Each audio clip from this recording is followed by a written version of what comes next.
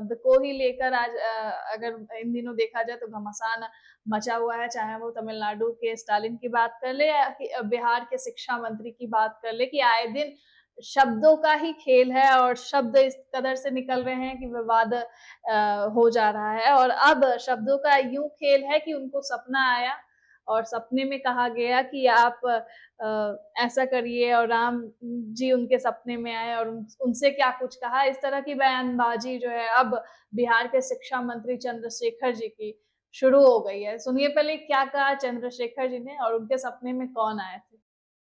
हमको भगवान जी राम जी सपना दिए, हमको बोले देखो चंद्रशेखर हमको लोग भेजा है बाजार में, तो बाजार से बिकने से हमको बचा लो, और इसलिए हम कभी कभी बीच बीच में एक शब्द लाते हैं सामने। मैं सही बात बोलते। अब इनका कहना है कि हमको भगवान राम जी सपना दिए और बोले कि चंद्रशेखर हमको लोग बेच रहे हैं बाजार में, तुम हमें बिकने से बचा लो।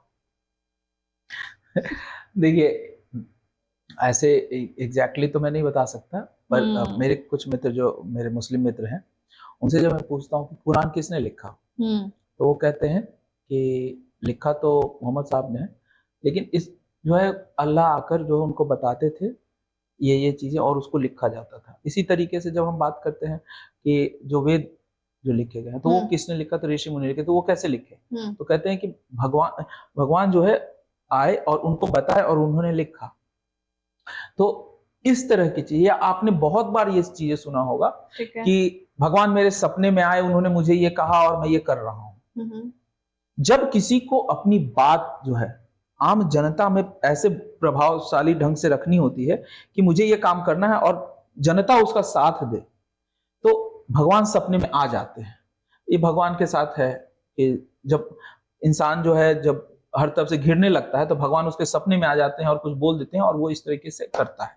तो अभी यही खेल चल रहा है कि उनको सपने में आ गए राम जी और राम जी ने कहा कि तुम मेरी बेइज्जती कर दो तो जो है सब ठीक हो जाएगा। तो इसलिए वो उनकी तुलना जो है मोहम्मद साहब से भी कर देते हैं, फिर रामचरितमानस की भी बुराई कर देते हैं। वो रामचरितमानस जो राम जी के आने से, उनके जन्म से पहले लिखी गई थी, जो वाल्मीकि रामायण है, वो रामायण तो जो है कहा जाता है कि राम जी के जन्म होने से पहले लिख दी गई थी। तो रामचरित वो है। उसके अभी जो है किसकी बुराई कर रहे हैं, अगर जो तुलसीदास ने लिखी रामचरितमानस आप उसकी बुराई करें तो चीजें तो वही है, कहानियां तो वही, ठीक है कुछ श्लोक अलग हो सकते हैं, उनको कहने का तरीका अलग हो सकता है, बिल्कुल। तो आप जो है उस चीज पे कह रहे हैं, लेकिन ये ओवरऑल जो देखेंगे, देखिए एक्चुअली क्या है कि जिस तरीके से तेजस्वी यादव ने कहा कि भाई आप जो शिक्षा मंत्री हैं तो शिक्षा पे ध्यान दें, स्कूल पे ध्यान दें, बाकी चीजों पे ध्यान दें, ये ज्ञान देने की क्या जरूरत है। ये ज्ञान तो जो अगर आप शिक्षा देंगे तो लोग पढ़ेंगे तो खुद इतने सक्षम हो जाएंगे कि सही और गलत का फैसला कर सके, बिल्कुल। तो उसमें जो है आपको ये जो धर्म का ज्ञान देने की क्या जरूरत है। आप तो खुद जो है एक विज्ञान के प्रोफेसर रहे हुए हैं, जो चंद्रशेखर सिंह यादव जी, तो ये खुद विज्ञान के प्रोफेसर हैं और अब विज्ञान की बात को जो है अध्यात्म में घुसाते हुए जो है ये रामचरितमानस की बात कर रहे हैं। तो ये पूरा जो है कहीं ना कहीं, जो मैंने आपको पहले भी बोला है कि ये जो है उलझाने वाली चीज है, और ये कहीं ना कहीं सिर्फ एक ही चीज, बिहार में MY का समीकरण आज भी चलता है, और MY समीकरण के कारण देखिए कोई मंत्री पार्टी लाइन से अगर उल्टा बोलता है तो उसकी मंत्रालय छीन जाएगी, इसमें कोई मतलब कहें कि शक नहीं है, बिल्कुल। देखिए अभी जैसे अभी हम TS सिंहदेव की बात कर रहे थे, 2 लाइन आपने पार्टी लाइन से अलग बोली, आपको माफी भी मांगनी पड़ी।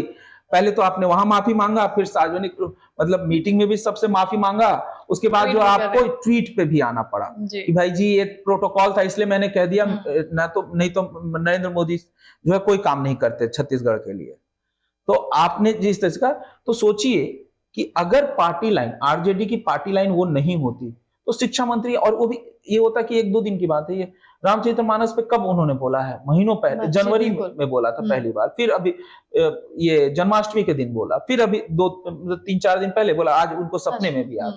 तो ये जो है सतत चला आ रहा है, तो एक प्रोसेस है। इस प्रोसेस का कारण क्या है कि RJD किसी भी तरीके से ये नहीं चाह रही है कि बिहार में जो है मुस्लिमों का वोट किसी भी तरीके से डाइवर्ट हो। जी बिल्कुल। तो मुस्लिमों को खुश करने के लिए ये सारी चीजें की जा रही है।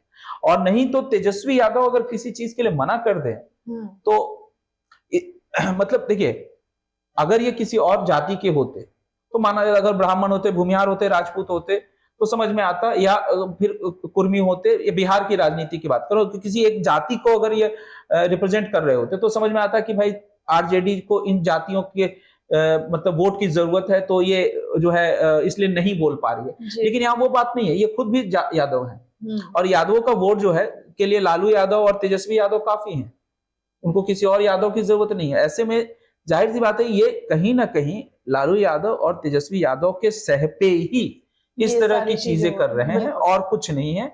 ये सरासर सिर्फ जनता को भटकाने की कोशिश की जा रही है और मुस्लिमों को के वोट को बटने से बचाने के लिए ये किया जा रहा है। वोट बैंक की ये सारी हम कहते हैं सारी विवाद है, शायद शब्द हैं इनके।